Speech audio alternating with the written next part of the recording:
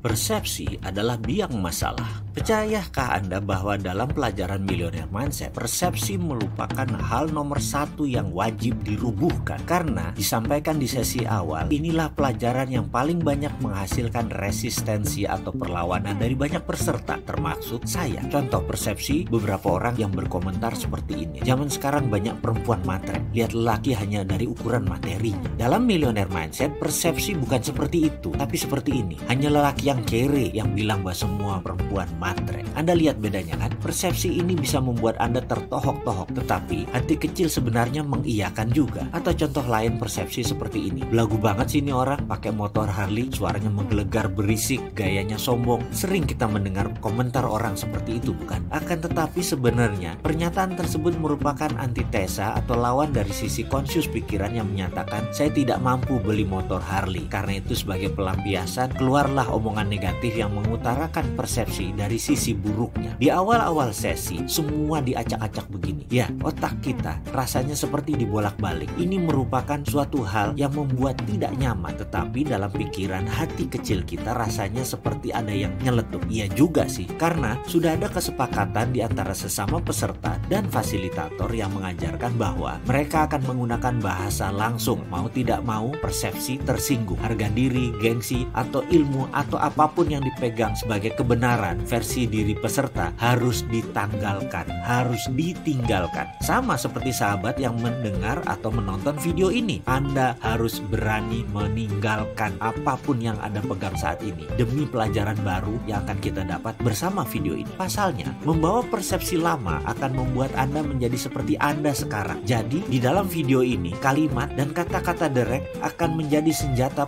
percepatan pembelajaran. Contohnya ketika saya dijadikan subjek tanya jawab, Mr. Mardigu, what do you think about Bentley or Rolls Royce? Quick answer, no thinking please. Saya jawab, mobil mewah, mobil mahal, mobil orang kaya, mobil buat pamer. Good, that's a snap answer, very straightforward, and it shows that you are having a poverty conscious, katanya. Dia mengatakan bahwa saya memiliki kesadaran miskin, poverty conscious. Iya, dia bilang itu membuktikan bahwa saya memiliki kesadaran miskin. Sekali lagi, kemudian dia melanjutkan, kamu berjarak dengan kekayaan, karena itu kamu kerja sekuat tenaga, tapi pola pikir kamu miskin akan membawa kembali kamu ke dunia miskin. Saya terkejut dengan penjabarannya, tapi karena sejak awal sudah disepakati untuk tidak boleh tersinggung dan harus siap jika persepsi kita dirubuhkan, kata-kata tersebut pun rasanya nancep langsung ke akar pikiran bawah sadar saya. Bruce, how about you? Si fasilitator Geoff bertanya kepada peserta dari Filipina yang botak, skinhead. Dijawab cepat oleh Bruce, that's my car. Kontan seisi kelas tergelak. That's what you call prosperity conscious, tukas si Geoff. Ya, Geoff langsung berkata bahwa itu adalah kesadaran kemakmuran. Kalimat itu membawa saya melamun. Teringat kembali suatu masa ketika saya sedang berdialog dengan Ketut Mas Agung, anak ketiga dari keluarga Mas Agung, pendiri toko Gunung Agung, toko Wali Songo, pemilik Pullman Hotel, gedung Wisma Nusantara, dan banyak hotel lagi. Saya mengenal Ketut Mas Agung lebih dari 25 tahun, bahkan sampai saat ini kami masih seminggu sekali bertemu dan masuk dalam WA group bersama. Suatu hari saya bertanya kepada sahabat saya ini, bro, bagaimana asal muasal keluarga Mas Agung membangun bisnis yang berkelimpahan hingga makmur seperti sekarang? Awalnya apa yang almarhum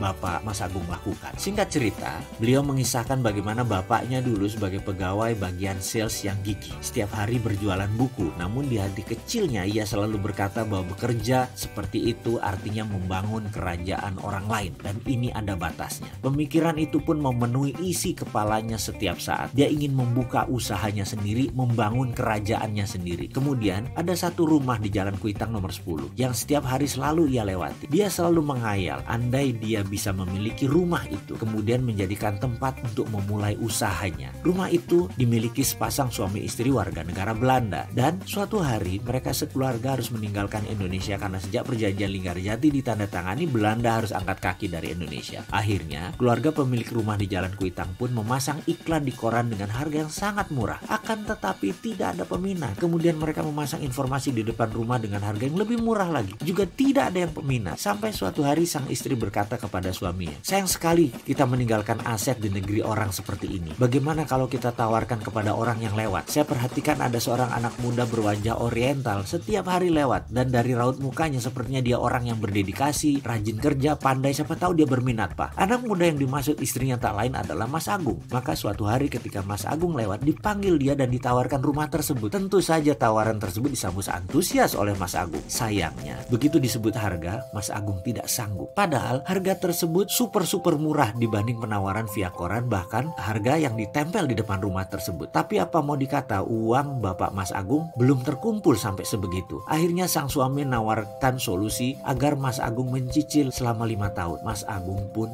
menyetujui. Dia berusaha keras bekerja, menyicil kewajibannya yang dikirim langsung ke Belanda. Dan benar, 5 tahun kemudian dia lunasi rumah tersebut. Sahabat saya, Ketut Mas Agung menyimpulkan, begini Mardigu, misalnya dulu bapak saya tidak pernah menyatakan berkali-kali bahwa dia akan punya bisnis sendiri. Misalnya dulu bapak tidak pernah membatin setiap lewat rumah tersebut bahwa dia ingin memulai bisnis dari sana. Ini rumah saya. Misalnya dulu dia tidak mengulang-ulang mantra dalam dirinya, ini rumah saya, ini kantor saya, ini kerajaan bisnis saya mulai dari sini. Pasti rumah itu dibeli orang lain, bukan ditawarkan kepada dia. Ketika dia berkata tidak mampu, pasti sepemilik rumah akan mencari pembeli yang mampu, bukan menawarkan solusi menyicil kepada dia. Ya, intinya adalah percaya sebelum terjadi, pasti akan terjadi. Dan hal ini rupanya diwariskan kepada ketiga anak-anaknya. Pada saat sesi tanya jawab dengan Geoff tentang persepsi prosperity conscious versus poverty conscious atau kesadaran kemakmuran melawan kesadaran miskin, saya pun nyambung dan saya memperoleh aha experience atau pengalaman yang membuat dalam hati saya berkomentar, aha, saya ngerti sekarang bahwa prosperity conscious itu harus ditanamkan jauh-jauh hari dan semuanya pasti terjadi.